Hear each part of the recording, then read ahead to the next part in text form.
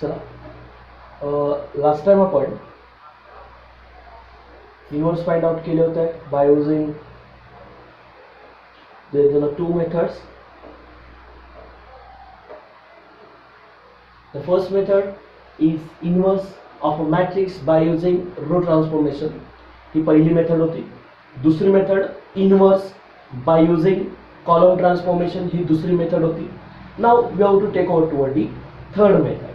Now आपण आता third method कडे जातोय. That's inverse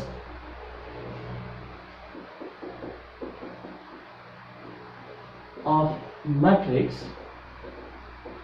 by using adjoint method. Now this first of all you have to find adjoint of that matrix.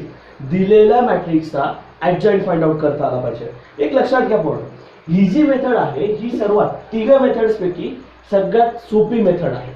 तिघा methods पैकी जर एखाद्या मॅट्रिक्सचा जर इन्व्हर्स काढायचा असेल तर इझी लेवल या मॅट्रिक्स मध्ये का असते कारण याच्यामध्ये एक प्रोसेस आहे. एक अशी प्रोसेस की जी कंपाऊंड आहे की ज्याच्यामध्ये आपल्याला बाकीच्या गोष्टींकडे जाण्याची गरज पडत नाही. म्हणजे याच्यात आपल्याला काय काढायचंय याच्यात अगोदर आपल्याला मायनर नंतर just we have to using minor just cofactors वरून cofactor matrix and then we have to getting directly adjoint काढला की त्यानंतर फक्त इनवर्सचा एक छोटासा फॉर्म्युला आहे. त्या फॉर्म्युल्यामध्ये व्हॅल्यू उचलायच्या त्याला पुट करायच्या. लक्षात घ्या that's inverse of a matrix by using adjoint method. लक्षात घ्या या adjoint काढत असताना आपण 11th ला दिलेल्या मॅट्रिक्सचा adjoint कसा काढायचा हे मी तुम्हाला तेव्हा सांगितलेलं होतं. adjoint काय असतो हे सांगितलेलं फक्त थोडंसं एक ओव्हरलुक केलं होतं. पण त्याच्यात दोन गोष्टी आपण महत्त्वाच्या काढल्या. एक म्हणजे मायनर आणि दुसरा म्हणजे कोफॅक्टर. ओके मायनर अगोदर कारण जे मॅट्रिक्स आहेत त्या मॅट्रिक्स मध्ये आपण काय काय करतो हे लक्षात घ्या आणि मग त्यानंतर पुढे आपण अप्रोच करू. Now okay what is a minus. Minus कशाला म्हणतात तुम्ही मायनस काढलेत ना आधी. मायनस कसे काढतात बरं. जर सपोज मी एक 2x2 मॅट्रिक्स घेतलेला असेल तर त्याचे मायनस कसे काढतात.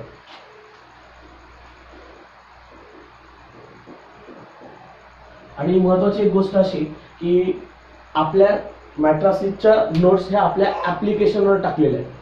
सर्वांनी ऍप्लिकेशनवर नोट्स बघा. त्याच्यात नोट्समध्ये आपल्याला दिलेलं आहे की आपल्याला कोणत्या याला काय म्हणायचं हे लक्षात घ्या.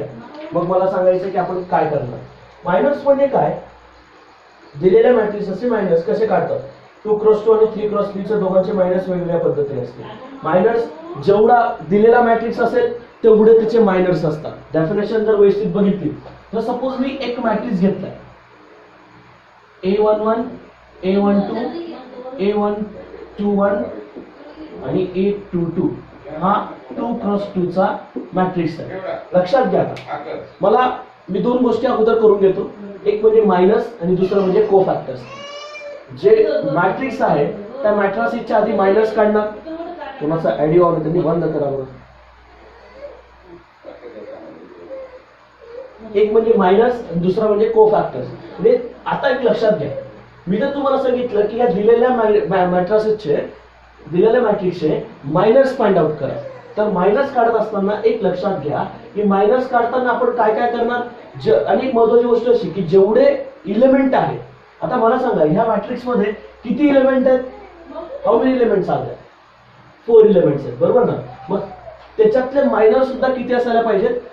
4 मायनस असायला पाहिजे. आता आपण एक काम करू आधी 2x2 चे मायनस काढू आणि मग 3x3 चे मायनस काढू. लक्षात घ्या आपल्याला किती रो आहेत किती कॉलम आहेत त्याची ऑर्डर काय त्याची पोझिशन काय हे सर्व माहिती असायला पाहिजे.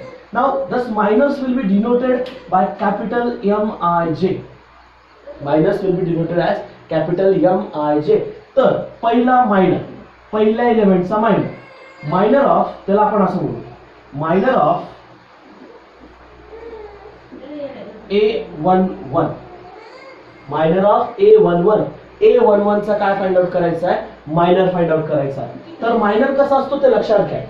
मायनर काढत असताना तो रो आणि तो कॉलम डिलीट करायचा. काय करायचं लक्षात घ्या.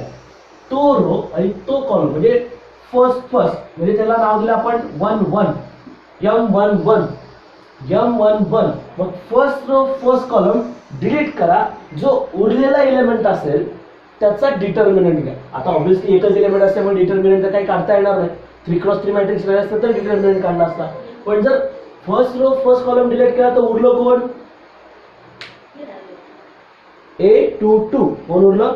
A22 उरलं. मग आपला तो मायनर जो असेल M11 तो कोण असेल? A22 मायनर असेल. काय असेल? M22 असेल. नंतर मायनर ऑफ A12 पोझिशन नुसार लिहायचा. 1 2 first row second column. 1 2 first row second column. लक्षात घ्या, फर्स्ट रो सेकंड कॉलम. बस फर्स्ट रो सेकंड कॉलम जर डिलीट केलं तर what is a minor of M12? A21. काय असणार आहे? A21 असेल. बस A21. नंतर मायनर ऑफ A21. आता A21 चा मायनर तास M21 काय असेल बघा? Second row first column. परत एकदा सांगतोय, second row first column.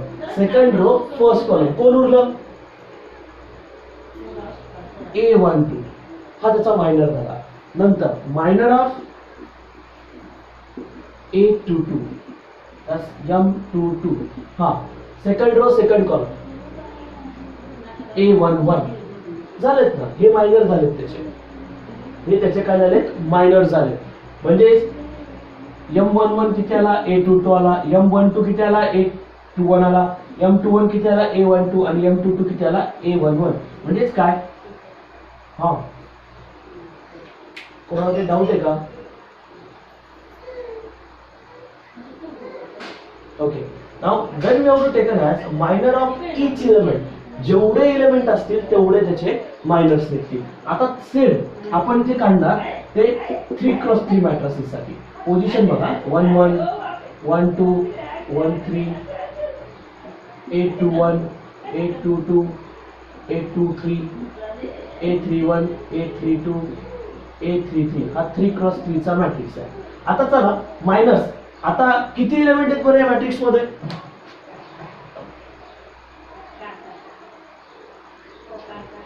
9 element आहे, बरोबर ना. मग किती मायनस निघायला पाहिजे? 9 मायनस निघायला पाहिजे. लक्षात घ्या, हे 9 मायनस म्हणजे काढताना आपल्याला 2x2 मध्ये सोपे होत आहे. पण याच्यामध्ये आपल्याला डिटर्मिनंट्स काढायचे. लक्षात असू द्या. आणि कोणाचे डिटर्मिनंट एकदा जर मायनर आले को फॅक्टर फक्त प्लस मायनस देत जायचं आहे. को फॅक्टर मध्ये फक्त साइन्स इंटरचेंज होतात. प्लस किंवा मायनस किंवा प्लस किंवा मायनस किंवा हे फक्त जर एका डोक्यात आलं तर को फॅक्टर काढणं अवघड नाही. फक्त मायनस एकदा काढले की फक्त त्यांना प्लस मायनस ऍडजस्ट करत जायचं आहे को फॅक्टर्स मध्ये. लक्षात घ्या. दॅट्स मायनर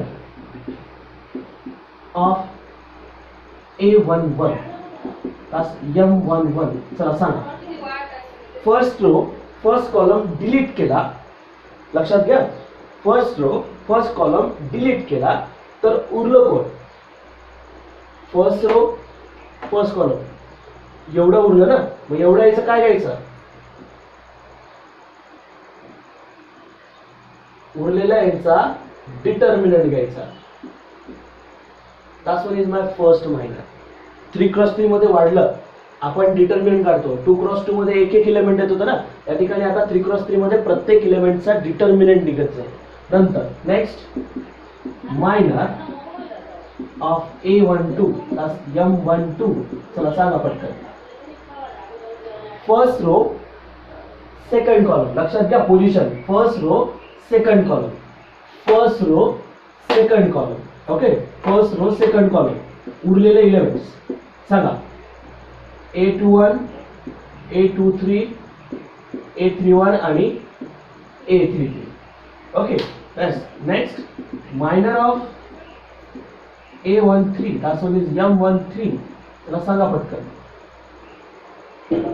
फर्स्ट रो म्हणजे पोझिशन बघा. First row third column. First row third column उरलेत कोण? एवढे एलिमेंट्स. चला सांगा. A21 A22 A31 आणि A32. Okay. Similarly minor of A21 that's one is M21. चला सांगा पटकन.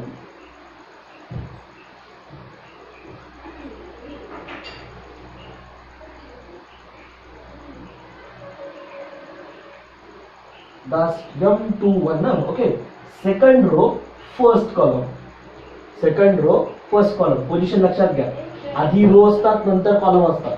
Second row first column, second row first column, म्हणजे हे 4 एलिमेंट उरले बरोबर. मग बघा A12 A13 A32 A33 बरोबर आहे का.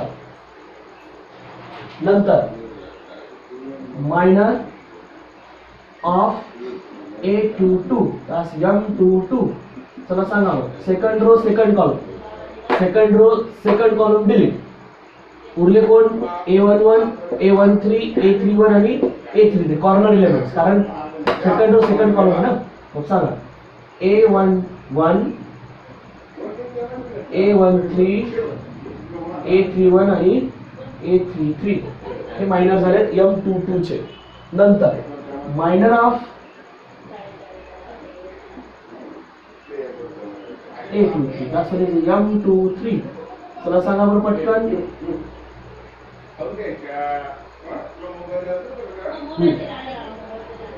A11 कारण सेकंड रो थर्ड कॉलम ना, उरलेले elements A11 A12 A31 A32 बरोबर. Okay, next minor of okay 2 3 ना. आता कोणता राहिला, next minor of A31 that's M31. चला सांगा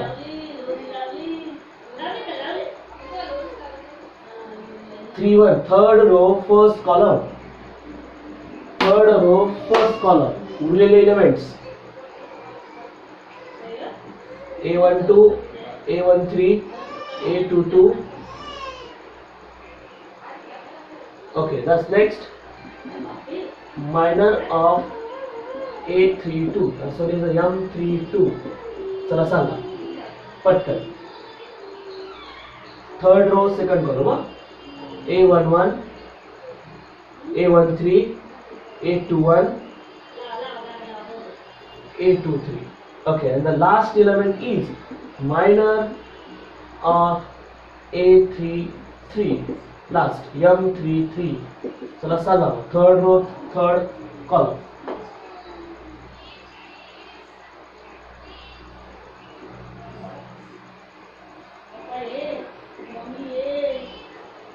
that's what is good now. Okay, बघा आता किती निघाले बरं मायनस, 1 2 3 4 5 6 7 8 9 जेवढे एलिमेंट होते तेवढे मायनस त्याचे असणार. तर ते इथपर्यंत काय घेतलं. ओके, मायनस मध्ये कोणाला काही डाऊट, मायनस मध्ये कोणाला काही डाऊट.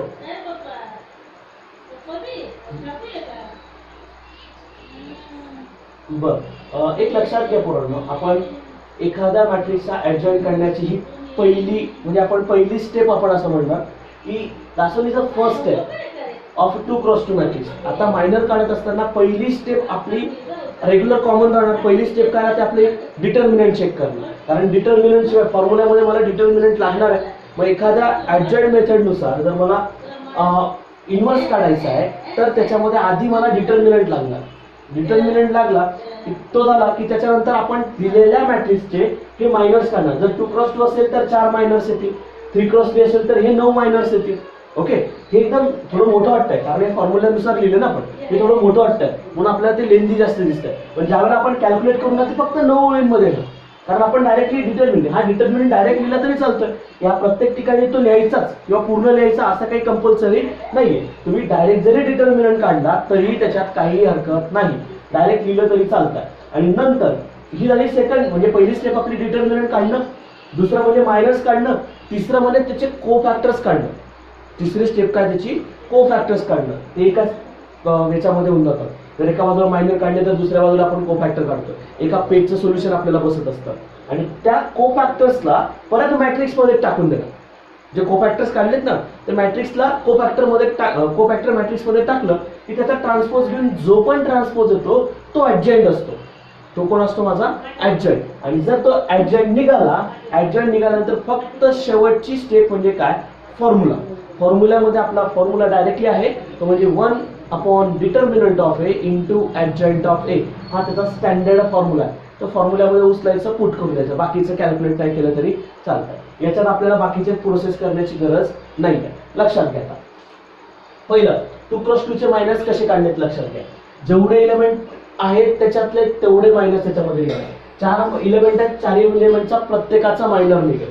पहिला मायनर A11 चा मायनर किती, first row first column delete करा, उरलेला एलिमेंट कोण 2 2, first row first column delete केला, उरलेला एलिमेंट A22, तर A12 चा minor first row second column 1 2, first row second column, तर त्याचा मायनर कोण A21, A21 चा मायनर किती M21, दास वन ज सेकंड रो फर्स्ट कॉलम, उरलेला एलिमेंट किती A12, तो त्याचा मायनर. नंतर 2 2 2 2 second row second column, that's A11, that's A11, that's one is the minor of that such matrix. Okay, and 3x3 मध्ये पण तेच 1 1 चा minor first row first column delete, याचा डिटर्मिनंट घेतला, बरोबर. नंतर 1 2 चा फर्स्ट रो सेकंड कॉलम 1 2 1 2 3 3 1 3 3, हा त्याचा डिटर्मिनंट घेतला. First row third column delete, first row third column delete, याचा डिटर्मिनंट घेतला. म्हणजे टप्प्याटप्प्याने आपण घेतो. नंतर 2 1 चा पण तसं, second row first column delete, हे 4 इलेमेंटचा डिटर्मिनंट घेतला. ओके, 2 2 चा पण त्याच पद्धतीने सेकंड रो सेकंड कॉलम 4 चा पण घेतला. कळतंय काय काय घेतोय, प्रत्येकाला कळतंय का? याच्यात कोणाला काही डाऊट, मायनरचा कोणाला काही डाऊट? एकदम सोपी मेथड आहे मायनर. हे जर तुम्हाला व्यवस्थित काढता आले तर फक्त कोफॅक्टर प्लस मायनस एवढं आपल्याला देत जायचं आहे. हे लक्षात घ्या. फक्त आपण काय काय करणार आहोत. ओके, इथपर्यंत कळत आहे मायनस.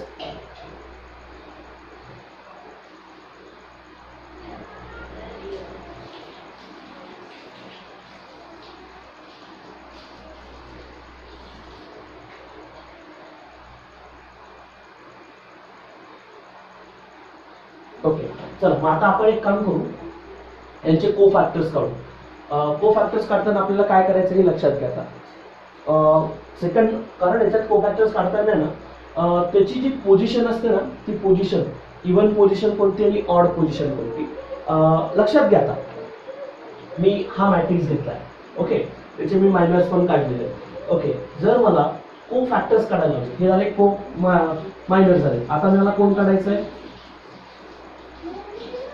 आणि कोफॅक्टर्स पण तेवढेच, जेवढे मायनर्स तेवढे कोफॅक्टर्स. आता मला सांगा 1 1, ओके 1 1 1 2 2 1 2 2, याच्यात ऑड पोझिशनचे कोणते आणि इव्हन पोझिशनचे कोणते इलेमेंट आहेत?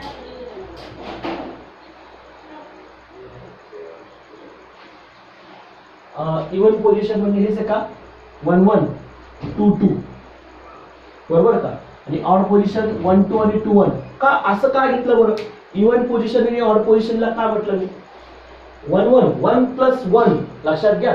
1 प्लस 1 काय तो 2, 2 प्लस 2 4, 2 आणि 4, लक्षात घ्या. जे त्याचे रो आणि कॉलम आहेत, पोझिशन आहे, त्या पोझिशनची जर सम केली तर ती इव्हन आली की ती इव्हन पोझिशन, आणि जर त्यांची सम ऑड आली तर ती ऑड पोझिशन. म्हणजे बघा 1 प्लस 1 किती होणार, फर्स्ट रो फर्स्ट कॉलम ना, 1 प्लस 1 किती होणार 2, म्हणजे ही इव्हन आली की ऑड आली? इव्हन आली. 1 प्लस 2 किती झाला 3, ऑड पोझिशन आली. 2 प्लस 1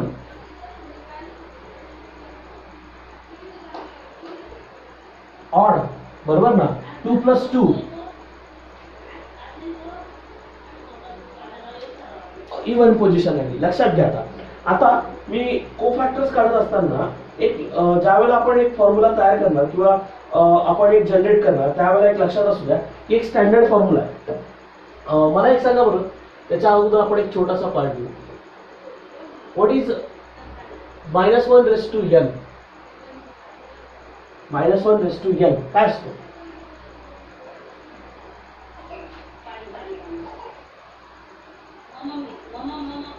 हे मी तुम्हाला लिहायला लावलं होतं. तुम्हाला 11च्या नोटबुक मध्ये आपण ज्यावेळेला सॉल्व्ह करत होतो त्यावेळेला तुम्हाला हे लिहायला लावलं होतं. -1 raise to n sir equal to 1 कधी येणार आणि इक्वल टू -1 कधी येणार? ज्यावेळेला -1 रेस टू पॉवरला पॉवर निगेटिव्हच्या पॉवरला जर इव्हन पॉवर असेल तर तो निगेटिव्ह निगेटिव्ह राहील का, त्या ठिकाणी निगेटिव्ह येईल का. जर -1 असेल, जर n हा काय असेल इव्हन असेल तर ती टर्म मला काय मिळते, पॉझिटिव्ह मिळते. आणि जर ऑड असेल तर निगेटिव्ह मिळत असते. मग त्याच्यावरच मला एक फॉर्म्युला तयार करायचा आहे, जे मायनस आपण डिनोट केलंय M11 M12 M3 ने. तसंच कॅपिटल AIJ, जसा MIJ हा कोण आहे, मायनर्स आहे, तसंच कॅपिटल AIJ कोण आहे, को फॅक्टर्स आहे. कॅपिटल AIJ कोण आहे, को फॅक्टर्स आहे. लक्षात येतंय का काय सांगतोय. कॅपिटल AIJ कशाने डिनोट केले, को फॅक्टर्सने डिनोट केले. Thus cofactors will be denoted as -1 raised to I plus j into MIJ. आता लक्षात घ्या, ऑड पोझिशन आणि इव्हन पोझिशन हा माझा फॉर्म्युला आहे को फॅक्टर्सचा.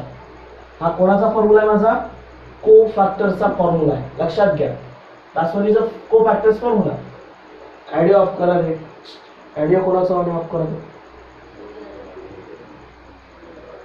ओके, आता मला सांगा जेवढे मायनस आहेत तेवढ्याचे को फॅक्टर्स निघतात. आपण ऑलरेडी को फॅक्टर्स काढलेले आहेत, मायनस काढलेले आहेत, M11 M12 M21 M22, बरोबर ना.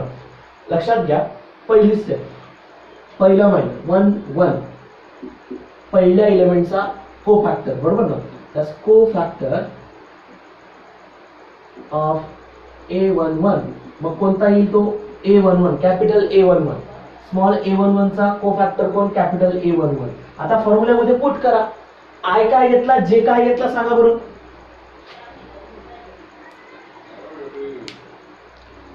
आय काय घेतला, जे काय घेतला, 1 1 ना. AIJ 1 1, आय पण 1 आणि जे पण 1 घेतला. मग मला सांगा इथे लिहिताना काय लिहिणार, -1 रेस टू 1 + 1, कारण इथे आय प्लस जे आहे, बरोबर ना. 1 + 1 इंटू 1 1 M11, पण M11 मी काढलेला आहे, M11 मी काढलेला आहे. Okay, that's one is equals to -1 raise to 1 + 1. What is 1 + 1, 2. मग प्लस की मायनस येईल, मग कारण 1 + 1 2 होईल ना. इव्हन -1 रेस टू, मी आधी पण सांगितलं इव्हन पॉवर असते की व्हॅल्यू काय येते, पॉझिटिव्ह येते. मग इथे ऑब्विसली काय मिळणार, M11 मिळणार. फक्त मी आधी पण सांगितलं इव्हन पोझिशनला जे को फॅक्टर्स आहेत ते काय येणार, पॉझिटिव्ह, आणि ऑड पोझिशनला निगेटिव्ह येणार. तसंच को factor of A12, that's one is A12. चला सांगा बरं, -1 रेस टू आय ची व्हॅल्यू काय घेतली, जे ची व्हॅल्यू काय घेतली.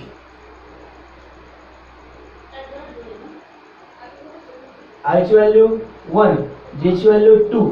मग 1 + 2 इंटू M12. M12 काढलाय आपण, M12, बरोबर ना. -1 रेस टू 1 + 2, that's इव्हन की ऑड. पॉवर रेसिप बघा, 1 + 2 किती येणार, 3. -1 रेस टू 3, मग पॉझिटिव्ह का negative, negative. that's one is a negative, कारण ऑड पॉवर असते किती, निगेटिव्ह, म्हणजे -M12 निगेटिव्ह मध्ये मिळेल. हे मी अजून व्हॅल्यू पुट नाही केलं बरं का. M11 मी काढलाय A22, M12 पण काढलाय A21. लक्षात घ्या, मायनसचा वापर मला को फॅक्टर्स मध्ये करायचा आहे. मायनस काढून ठेवायचे, नंतर मग को फॅक्टर फक्त प्लस मायनस देत जायचे. नंतर cofactor of A21, that's one is a capital A21, that's one is equals to -1 raise to 2 + 1 into M21. I काय घेतला, जे काय घेतला, I2 घेतलाय, जे काय घेतलाय 1. मग ऑड पोझिशन की इव्हन पोझिशन आहे, that's 2 + 1 is 3. that's 1 is equals to -M21, तो पण निगेटिव्ह मध्ये आला. ओके, नंतर को factor, that's 2 2, that's 1 is capital 2 2. मग आय काय, जे काय, आय पण 2, जे पण 2, पण इव्हन की ऑड पोझिशन,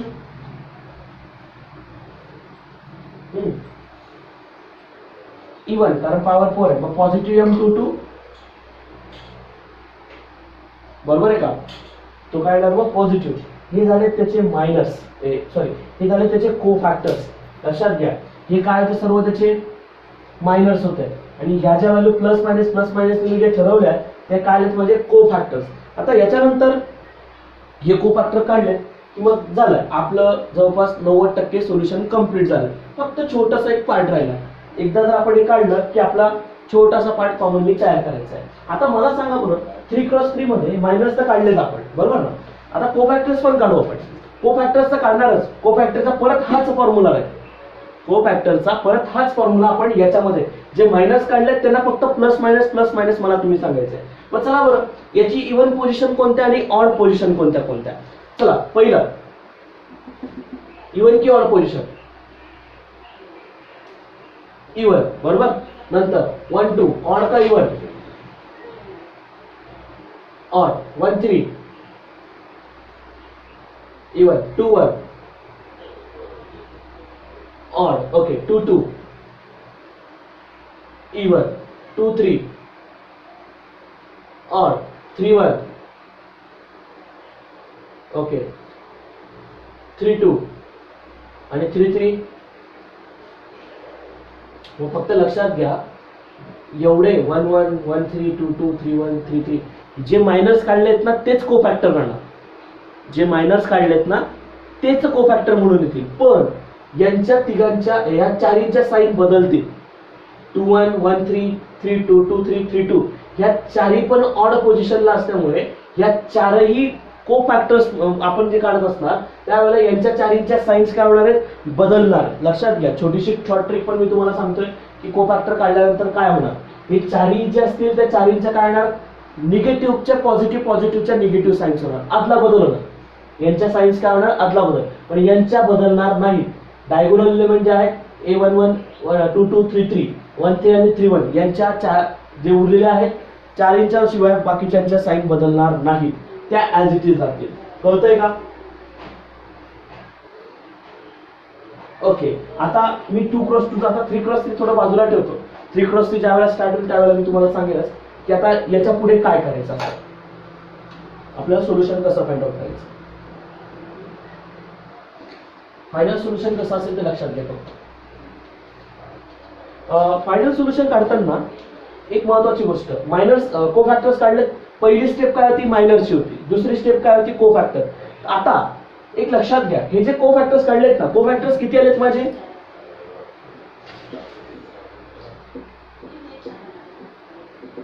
किती आलेत कोफॅक्टर्स.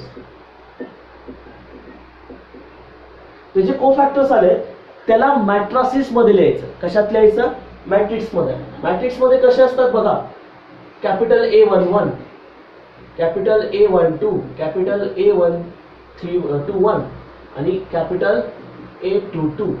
चार कोफॅक्टर काढलेत का आपण. हे चारही पण काढलेत ना आपण.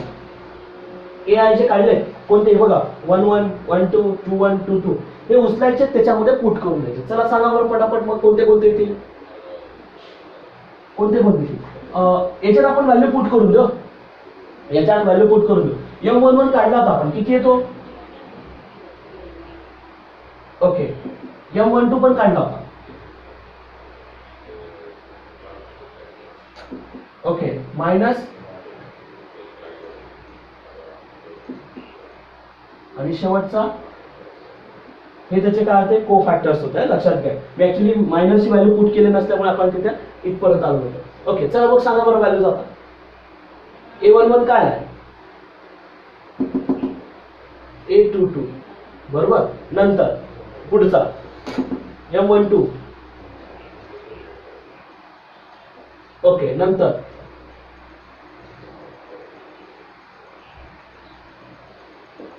ओके नंतर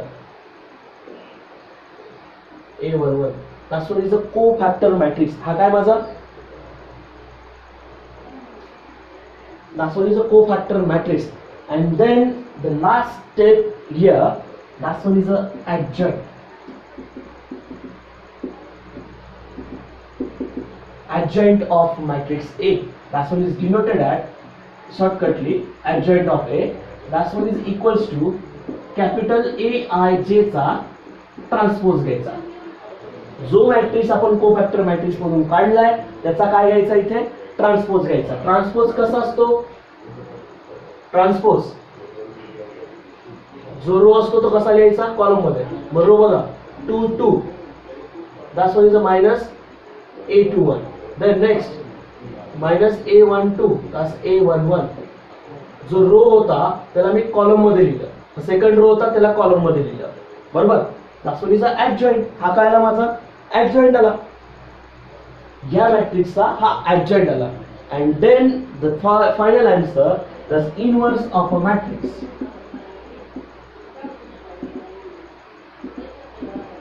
A is equals to the formula 1 upon determinant of A. That's what is our formula. हा माझा फॉर्म्युला असेल 1 upon determinant of A into adjoint of A. जो मॅट्रिक्स आपण काढलाय त्या मॅट्रिक्सला इथे मल्टिप्लाय करायचा. आता जो पण मॅट्रिक्स असेल तो लक्षात घ्या 1 upon determinant of A into adjoint किती काढला आपण? adjoint आलाय ना आपला काय A22 minus A12 that's minus A21 and A11. that's what is my A inverse. हा कोण असेल माझा A inverse. हा माझा फॉर्म्युला आहे, लक्षात घ्या 2 क्रॉस 2 चा इन्व्हर्स आहे. बघा याच्यात बघा बरं कोणाला काही डाऊट आहे का?